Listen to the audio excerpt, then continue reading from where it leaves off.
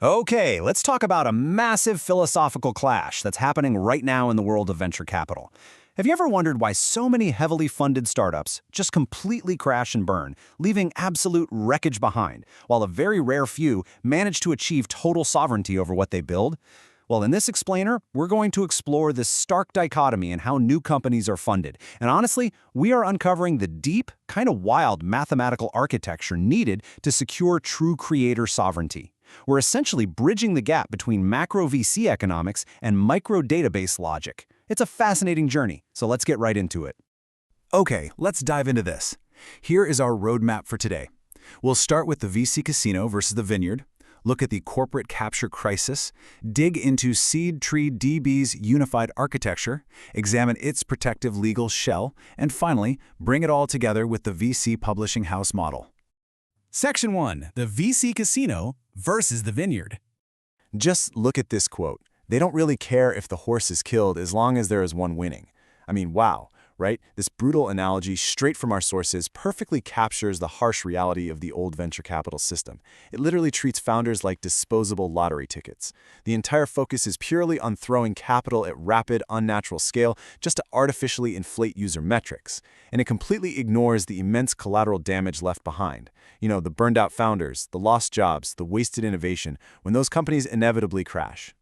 And this brings us to the fundamental clash. On one side, we have what the sources define as the liquidator VC. This operates exactly like a fast-paced Las Vegas casino floor. It's all about placing aggressive bets, riding speculative hype cycles, and aiming for rapid short-term extraction. It's just a numbers game where founders are totally disposable. Contrast that with the alternative, legitimacy VC. This model completely abandons the whole casino vibe. Instead, it acts as a hands-on venture architecture lab, meticulously cultivating a 10-year vineyard. They're building sustainable market infrastructure, fostering compounding growth over a full decade, and actually working alongside founders as genuine partners who want to build something that lasts. Moving on to Section 2. The corporate capture crisis. Now, as we transition from that macro philosophical VC clash to the terrifying legal reality that modern independent creators face when they actually try to build their vineyards, just consider this staggering number for a second. 250,000. That's the estimated number of overlapping patents acting as a hostile, suffocating legal minefield on just a single modern smartphone. 250,000 individual legal protections touching literally everything from the antenna all the way down to the pixels on the screen. It's wild. Economists actually have a specific name for this corporate capture crisis. They call it the patent thicket. And it is exactly what it sounds like. It's a dense, impenetrable web of overlapping IP rights that a company literally must hack its way through just to commercialize a new technology. Corporate giants use these thickets not as competitive moats, but as extractive weapons to absolutely crush smaller competitors, drain their resources in court, and hoard monopolies. It makes it almost impossibly difficult for independent creators to survive without being sued into oblivion. Section 3. Seed Tree DB Unified Architecture.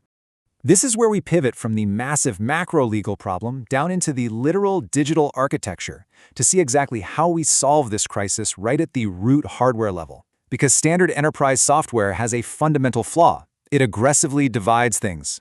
Imagine trying to write a simple sentence, but your nouns and your verbs are forced to be stored in entirely different buildings.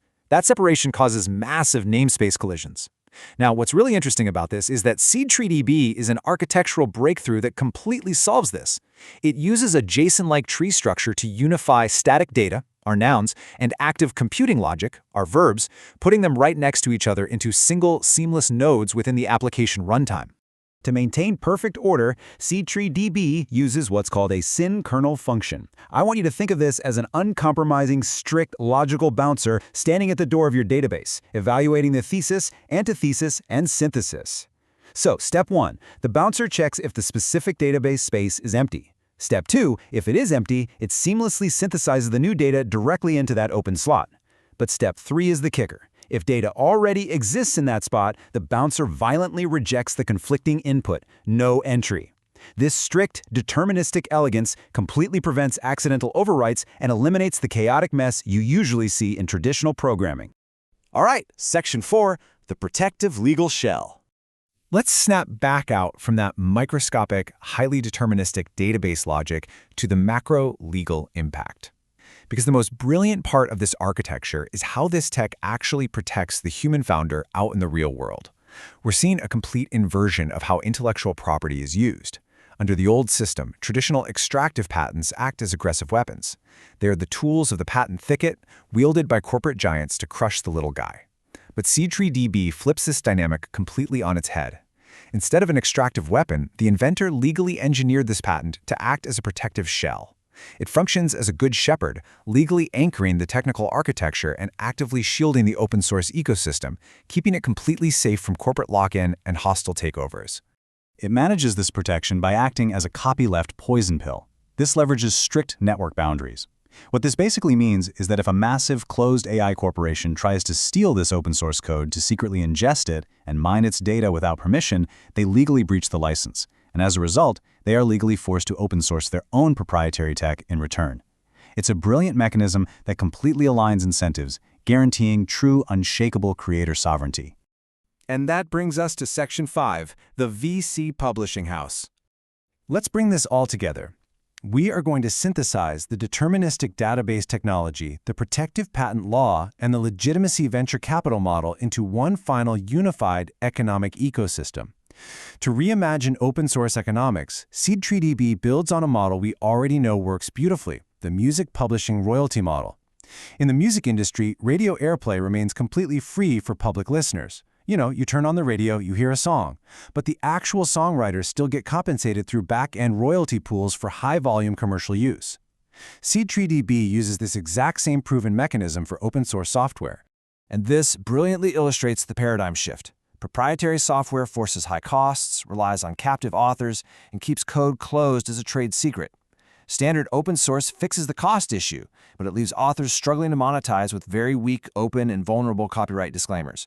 The deterministic inference VC publishing house fixes the fatal flaws of both. For standard users and everyday developers, the cost is absolutely zero.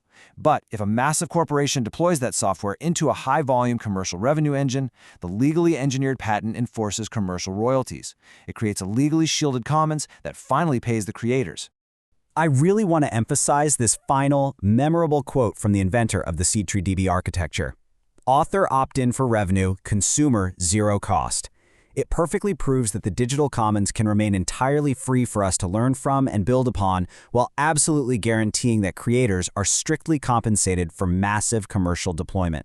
It perfectly aligns private financial incentives with the public's desperate need for technological progress. Which leaves us with this final provocative thought for you to deeply ponder. As this entire landscape of startup funding and technological architecture fundamentally shifts, we are left with a critical choice. Will you choose the fast, extractive, disposable casino of the liquidator VC, or will you build and invest in the sustainable, mathematically sound, compounding vineyard of the legitimacy VC? The future of how we innovate and whether true creator sovereignty actually survives depends entirely on your answer. Thanks for joining me on this explainer, and keep building.